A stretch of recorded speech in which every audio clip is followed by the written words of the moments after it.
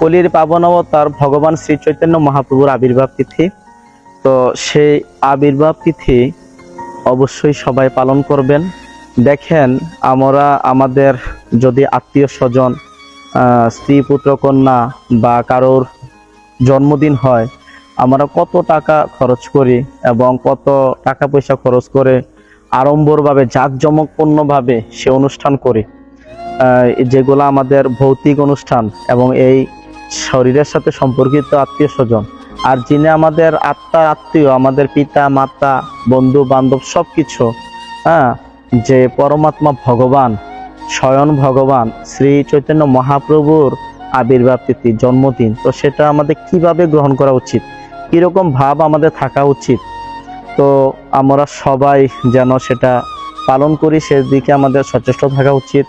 আবার দেখেন, এই দিন হোলি উৎসব এবং দোল পূর্ণিমা, তো সবাই এটা জানে যে হোলি উৎসব, রং খেলতে হবে, দোল পূর্ণিমা এগুলা জানে, কিন্তু চৈতন্য মহাপ্রভু সাক্ষাৎ ভগবান এই কলিযুগে অবতীর্ণ হয়েছেন এই জীবদের উদ্ধার করার জন্য, কিন্তু সেটা আমরা অনেকে জানি না। দেখেন, আমরা যখন এই মাঙ্গলিক অনুষ্ঠানগুলা এবং এই মাধব তিথিগুলা করি, তখন আমাদের কর্মফলগুলাই পবিত্র হয় এবং আমাদের জন্ম জন্মান্তরের পাপ মুছে যায়, তার ফলে আমরা ভগবানের ধামে যাওয়ার যোগ্য হয়ে উঠি। তো এগুলা আমাদের খুবই গুরুত্ব সহকারে পালন করা উচিত। তো দেখেন, এই দিনটি ভগবানের আবির্ভাব তিথি, সেই দিনটি পালন করার জন্য স্বয়ং দেব দেবতারা পর্যন্ত উন্মুখ হয়ে থাকে। শাস্ত্রে আছে এরকম অনেক উপাখ্যান যে আমাদের যত মাধব তিথি আছে না কেন, সবগুলোর মধ্যে এই চৈতন্য মহাপ্রভুর আবির্ভাব তিথি বিশেষ মাহাত্ম্যপূর্ণ। যেমন আপনারা জানেন যে মহারাজ ভগীরথ ব্রহ্মলোক থেকে, সত্যলোক থেকে এই পৃথিবীতে যখন গঙ্গা দেবীকে নিয়ে আসছিলেন, তো তখন মাঘ মাস ছিল। আর সেই মাঘ মাসে রথের দিক দিয়ে এভাবে যাচ্ছেন, রথ চালিয়ে ভগীরথ সামনে সামনে শঙ্খ বাজিয়ে যাচ্ছেন, আর পিছনে পিছনে মাতা গঙ্গা আসতেছেন। তো হঠাৎ করে ভগীরথ দেখলেন যে মায়াপুরে এসে গঙ্গা দেবী থেমে গেছে, আর আসতেছেন না। তখন ভগীরথ খুবই হতাশ হয়ে গেলেন এবং বললেন মিনতি করে যে, মা, আপনি কি আর যাবেন না? আমি এত বছর তপস্যা করলাম আমার পূর্বপুরুষদের উদ্ধারের জন্য, আপনি কি আর যাবেন না? তখন মাতা গঙ্গা দেবী, তখন মাঘ মাস ছিল, তখন মাতা গঙ্গা দেবী বললেন যে আমি যাব, কিন্তু এখানে আমি 1 মাস অবস্থান করব। কেন? আমার প্রভু এই ফাল্গুনী পূর্ণিমাতে এই জগতে অবতীর্ণ হবে। আমি সে আবির্ভাব তিথি, সেই জন্মদিন, সেটা অনেক মহা আড়ম্বরে পালন করে তারপর যাব।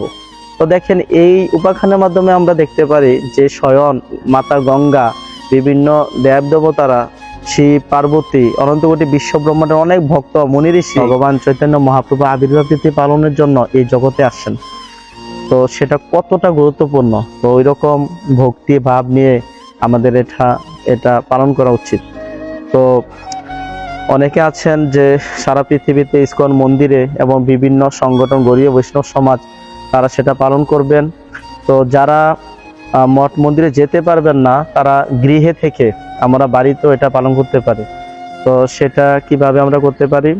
তো দেখেন, আমরা আগের দিন রাতে আমরা অবশ্যই নিরামিষ খাবো, আর নিরামিষ খেয়ে যদি প্রসাদ হয় ভালো, রাতে 12টার আগে যদি খাওয়া যায় সেটা ভালো, খেয়ে ঘুমিয়ে পড়বো। সকাল সকাল উঠে ব্রহ্ম মুহূর্তে স্নান করে, মঙ্গল আরতি করে, জপ করে যদি দিনটি শুরু করি সবচেয়ে ভালো হয়। আর সন্ধ্যা পর্যন্ত, অপরাহ্ন পর্যন্ত উপবাস। আর যদি কেউ একান্তই অসুস্থ হন এবং শিশু থাকে, তাদেরকে আপনারা ফলের জুস বা বিভিন্ন ফল দিতে পারেন, কিন্তু যারা সমর্থ তারা অবশ্যই থাকবেন। আর যদি এমন হয় প্রথমে বাসনা করে নেন যে শরীরটা দুর্বল, পারবো কিনা, তাইলে সম্ভব না। যদি হৃদয়ে ভক্তি থাকে এবং ইচ্ছা শক্তি থাকে, তাইলে ভগবান শ্রী চৈতন্য মহাপ্রভু কৃপা করবে, আর সেই কৃপাতে আপনারা থাকতে পারবেন। যেহেতু ভগবান অপরাহ্নে, মানে সন্ধ্যা গোধূলি লগনে অবতীর্ণ হন, তো সন্ধ্যা পর্যন্ত উপবাস। তখন সন্ধ্যার পরে আপনারা ভগবানকে অভিষেক করিয়ে গৃহে দুধ, ডাবের জল বা পঞ্চামৃত দিয়ে আপনারা অভিষেক করাবেন। অভিষেক করিয়ে তারপর আপনারা প্রসাদ পাবেন। পরদিন অবশ্যই পালন করবেন, ভগবানকে ভোগ দিবেন। আর যেহেতু ভগবান এই কলিযুগে এসেছেন তার নাম প্রচারের জন্য, তো আপনারা সারা দিন ভক্ত সঙ্গে কীর্তন করবেন, ভগবানের মহিমা আলোচনা করবেন একে অপরের সাথে। এবং যদি সম্ভব হয় কারো ঘরে থাকে চৈতন্য চরিতামৃত, চৈতন্য ভাগবত, সেগুলা পাঠ করবেন, গীতা ভাগবত পাঠ করবেন। আর ভুবন মঙ্গল হরিনাম সংকীর্তন ওই দিন বেশি বেশি করবেন। এভাবে আমরা করে দিনটি পালন করে চৈতন্য মহাপ্রভু ভগবানের বিশেষ কৃপা লাভ করতে পারি।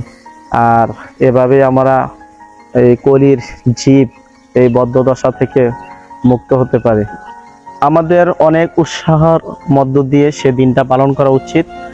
আর দেখেন চৈতন্য মহাপ্রভু ভগবান কতটা করুণাময়, কৃপালু ভগবান। তিনি যখন অবতীর্ণ হন তখন সমস্ত ভারতবর্ষে, বিশেষ করে আমাদের সনাতন ধর্মাবলম্বীদের উপর অনেক অত্যাচার হয়েছে। মঠ মন্দিরগুলোকে ভেঙে ফেলা হয়েছে, বিগ্রহ চুরি করে নেওয়া হয়েছে, অনেক অত্যাচারিত হয়েছে এই সনাতন ধর্ম। এবং তখন সাক্ষাৎ ভগবান যখন জাতি ভেদ হিংসা সমস্ত সমাজকে কলুষিত করেছিল, তখন মহাপ্রভু এই প্রেম ধর্ম নিয়ে এই জগতে অবতীর্ণ হন। সাক্ষাৎ ভগবান এই জগতে এসে আমাদের জন্য, আমাদের উদ্ধারের জন্য তিনি জগতে এসে কত লাঞ্ছনার শিকার হয়েছেন, কত কান্না করেছেন আমাদের অধঃপতন দেখে। এইরকম কৃপালু ভগবানের আবির্ভাব তিথি আপনারা অবশ্যই সেটা ভক্তি ভরে পালন করবেন। হরে কৃষ্ণ।